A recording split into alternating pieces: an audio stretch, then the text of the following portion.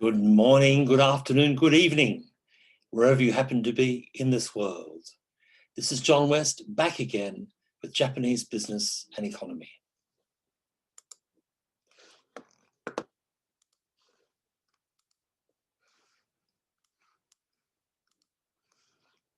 Yes, John West back again with Japanese business and economy. And we're still now on Class 8, the second section of Class 8 being Class 8B. We're going to be looking at the case of Carlos Ghosn, the former leader of Nissan, one of Japan's leading motor vehicle companies. Now, the case of Carlos Ghosn, the former head of Nissan, highlights the risks for even the highest level of foreign workers in Japan. Ghosn, the man who saved Nissan from bankruptcy, was arrested in 2018, jailed, and then 1 year ago, he escaped from Japan in an amazing story. Let's go back to the beginning. In 1999, Japanese motor vehicle maker Nissan was in deep financial trouble with massive debt. So the French motor vehicle company Renault went into an alliance with Nissan and invested large sums of money to help save it. Under the leadership of Ghosn, a rock star executive from Renault, Nissan was restructured and saved. Ghosn, a polyglot with French, Brazilian, and Lebanese nationalities, broke many of the rules of Japanese corporate life as he cut jobs, cut plants, cut suppliers, and shook up Nissan's lifetime employment and seniority management system. But doing all of that, Ghosn saved Nissan, one of the corporate giants of Japan, and so Ghosn became a celebrity in Japan. He was nicknamed Le Cosculeur, a French adaptation of the English word coscular. A multitude of books, including one by Ghosn himself on Nissan's revival, were bestsellers. And Ghosn also became a hero in Japanese manga, comic books. You see in this photo here, Ghosn as a manga comic book hero. Over the years, Nissan also became a world leader in electric vehicles. Now, Ghosn's success changed the man. Back in the old days, Ghosn was a more modest, serious guy who was very keen on motor vehicles and very keen on getting on the shop floor and managing his staff. But the more successful he became, the more presidential and the more aloof he became. He insisted on very high salaries. This ruffled feathers in Japan, where modesty is the watchword for corporate leaders. And when he hosted a lavish party at the Versailles Chateau in Paris, many thought he went too far. This was a misjudgment. You see in the photo here, Ghosn with his wife in the Chateau of Versailles with a giant French cake.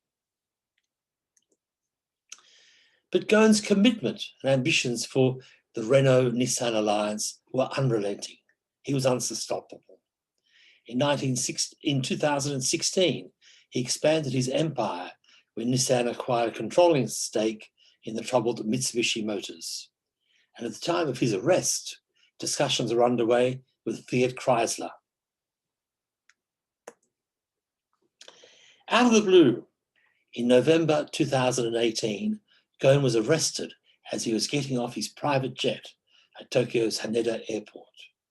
He was accused of underreporting his earnings and misuse of company assets. Ghosn would then spend more than 400 days either in jail or under house arrest. At the time of his escape, he was soon to be 66 years old, and he came to believe he would spend years in the Japanese justice system, maybe spend the rest of his life in the Japanese justice system. He had to do something to get out. So, on the 29th of December 2019, Ghosn escaped from Japan in a Hollywood-esque scenario. He left his Tokyo apartment where he was under house arrest. He joined two men at a nearby hotel.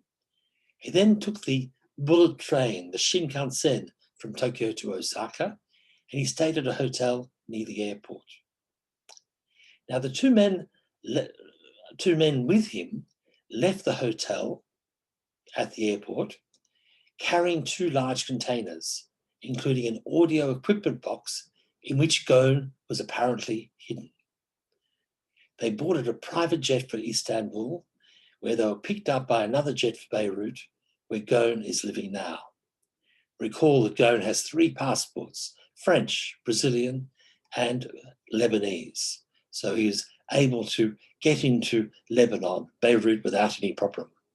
You see here in the picture the flight path that he took from Tokyo to Istanbul, and then down to Beirut. Now, Japan would like to get Ghosn back. The Japanese government is embarrassed by what happened. But there is no extradition agreement between Japan and Lebanon. So the Japanese government can't force the Lebanese government to hand over Ghosn. Interpol, the international police organization, has issued a red notice for Ghosn's arrest, but they can't do anything about it. And now, 1 year after his escape, he's still there living quite safely in Lebanon. You see here Ghosn, another picture of him, and that box is apparently the box or a box like the one he was in when he escaped. Now, Ghosn claims that he is innocent of the accusation of underreporting his earnings and misuse of company assets. We will never know the full truth, and it may well be that he is at least partly guilty. But in my view, the Carlos Ghosn case does not reflect well on Japan. Now, Ghosn believes, and it's widely accepted, that the real reason for his arrest was resistance by Nissan's Japanese management. In other words, Ghosn's Japanese colleagues inside Nissan. Resistance by them to Ghosn's plan for a closer relationship, even a merger between Renault and Nissan. So despite the promise of Abenomics to open up the Japanese economy, Japan seems a closed and protectionist economy when it comes to foreign investment. Many Japanese leaders, business leaders, don't like at all the prospect of a company like Nissan being taken over or merged fully with a company like Renault. Another point is that as Japan is trying to attract foreign talent to revitalize its economy, the case of Carlos Ghosn is not a positive one for Japan. Now, there are now a growing number of international business executives in Japan, but Ghosn claims that as a foreigner, he is a victim of discrimination. He claims that Japanese executives who commit similar acts are not arrested and jailed, such as the case of his CEO successor, Mr. Hiroto Saikawa. Indeed, many in Tokyo will tell you that foreign managers are never fully accepted or appreciated, and that Japan doesn't like American-style superstar CEOs. But you know, even if Japan doesn't like that, this is not at all a good sign for its ambition to attract foreign talent. It needs to be open-minded to the fact that business leaders in different countries are different. They all can't comply to the Japanese way of doing things. Many observers also agree that Ghosn's alleged financial misconduct should have been resolved inside Nissan's corporate management structure. Nissan's Japanese management leaders should not have gone running to the police and the government to help them. And the police and the government should not have got involved in this affair. This is an affair that should have been sorted out inside Nissan. But Japan has long had quite weak corporate governance, despite many government promises to improve it. Indeed, according to a recent report, Japan's corporate governance is ranked only 7th in Asia, tying with India and behind Australia, Hong Kong, Singapore, Thailand, Taiwan, Malaysia. So Japan way down the bottom of the ladder when it comes to corporate governance in Asia. Lastly, while Japan appears an extremely safe country when you go there as a tourist or a student or a professor, But if you cross the law in Japan, its justice system can be draconian. It's often described as hostage justice. Suspects can be detained for up to 23 days before indictment. Detainees are subject to brutal interrogation without a lawyer present, by which the authorities pressure detainees to make a confession of the alleged crime. Japanese prosecutors enjoy a 99% conviction rate. So let's learn a little bit more about the life of Carlos Ghosn and the adventures of Carlos Ghosn through a couple of interesting YouTubes.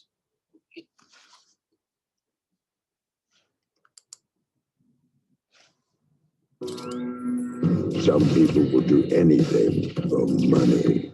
Everything in my body said, get out. Dr. Dunch is clear and present danger. They're drug pushers in suits. Season premiere of American Greed, January 18th. For the first time since this nightmare began, I can defend myself, speak freely, and answer your questions.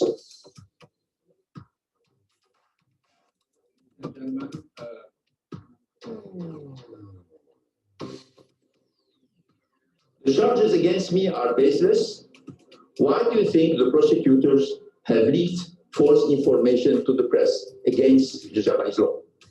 Why have they intentionally concealed exculpatory evidence that support my innocence? I'm here to clear my name and to pronounce clearly and emphatically something that was interpreted as a heresy in the Japanese judicial system. These allegations are untrue, and I should have never been arrested in the first place.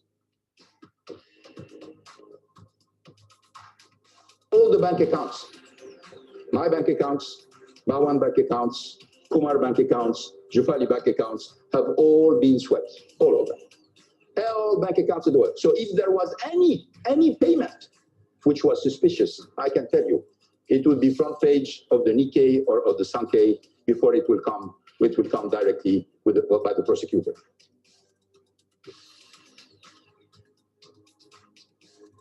I was left with no other choice but to protect myself and my family.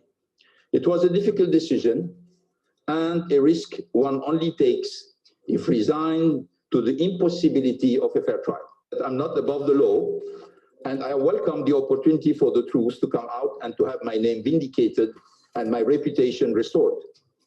I did not escape justice. I fled injustice and persecution, political persecution. It's not very difficult to come to conclusion. You're going to die in Japan, or you're going to have to get out. This was not about justice. This was, as I felt, I was the hostage of a country that I have served for 17 years. I dedicated my professional life. I was proud of it. I revived a company that nobody else before me was able to do. The market cap decrease of Nissan since my arrest is more than $10 billion. They lost more than $40 million a day during all this period. By the way, Renault is not better because the market cap of Renault went down since my arrest by more than 5 billion euro, which means 20 million euro a day.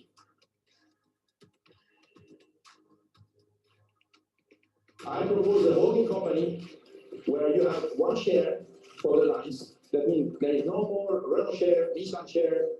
There is one share which is an aligned share, but you have a Nissan operation based in Japan, you have a Renault operation based in France, you keep the headquarters, but you have only one board. So you will have different headquarters, different brand, different executive committee, one board, one share. That's what I was proposing. So it was not a full merger.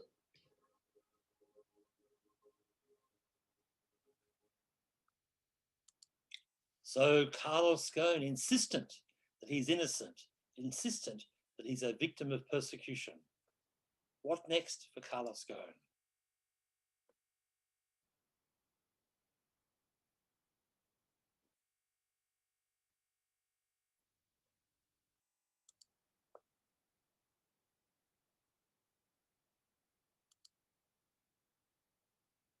Oh, defend myself, or establish my reputation, clear my name, and get my rights back. That means that's the short and midterm, and I'm going to fight for it. I'm going to fight against all the people, and particularly, you know what I don't like are all the people who are hiding behind all this plot, and their name has not been uncovered.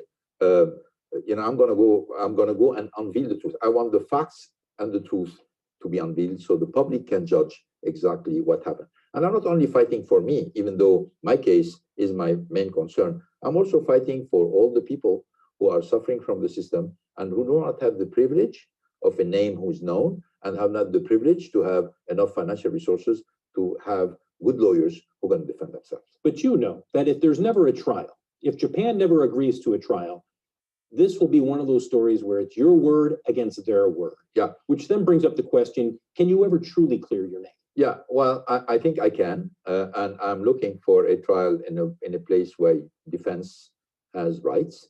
But particularly, you know, if it's them against me, well, I'm not the only case. I'm not only the only person in this case. Because if you look carefully, you have many, many people who have been through the trap, except that they were not very well known. But if this hostage system continues in Japan, many other people are going to fall into the trap. But for them, it's going to be too late. Any regrets? Oh, many. Any regrets about this entire episode where you had to escape from Japan and now you are here? Well, yes, about this episode, not about before. About this episode, I would have hoped that what the Prime Minister of Japan said would have been implemented from the beginning. He said, I wish this would have been sold into the boardroom of Nissan. Any regrets about your career and what's happened over the last 20, 30 years? No, I regret the fact that I had, as you know, many opportunities outside Renault Nissan I never took by loyalty to the two companies, and very disappointed by the way it ended. If you can. So, strong words there from Carlos Ghosn about what he sees as right and wrong in the Japanese handling of this case. So just a couple of concluding words. Japan needs to revitalize its economy. It claims that it's opening up to foreign business. It claims that it wants foreign business talent to come into the economy. But this Carlos Ghosn case suggests that Japan is not really serious about foreign investment. It's not really serious about attracting foreign talent, nor is it serious about offering a legal system of international standards that international people can feel confident in when they're working and living in Japan. So that's just a quick overview of this Carlos Ghosn case. It's a fascinating case, and maybe we'll never know the full facts, but it's a very interesting case that shines a light on many aspects of Japan. And so thank you once again for passing these few moments with me. I'm personally very fascinated by this Carlos Ghosn case, and I encourage you all to read up more on it if you're interested like me. And so thank you once again for sharing this moment with me. If you have any questions, comments, reactions, please send me an email. Otherwise, let me just say sayonara, see you next time.